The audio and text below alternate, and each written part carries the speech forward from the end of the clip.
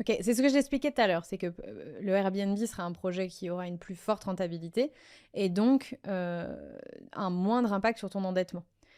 Donc, s'il te dit que tu peux emprunter pour faire du Airbnb, ça veut dire que tu n'es clairement pas à ton maximum d'endettement. Mais pour moi, tu n'es pas à ton maximum parce que soit de deux choses une, soit il t'impute la totalité de la mensualité de la résidence principale au titre du fait qu'il y a une solidarité entre vous et que tu peux être amené à rembourser la totalité.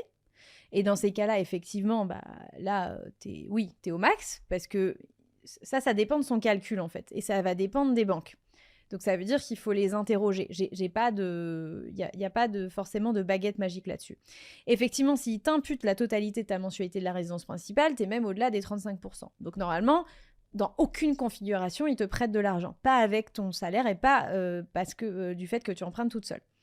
Donc s'il est quand même prêt à te prêter de l'argent, ça veut dire qu'il t'impute qu'une partie de la résidence principale, du remboursement de la résidence principale, comme charge.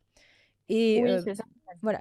Mais s'il t'impute la moitié, donc je sais pas s'il t'impute la moitié, mais s'il t'impute la moitié, normalement, effectivement, tu es aux alentours des 20% d'endettement.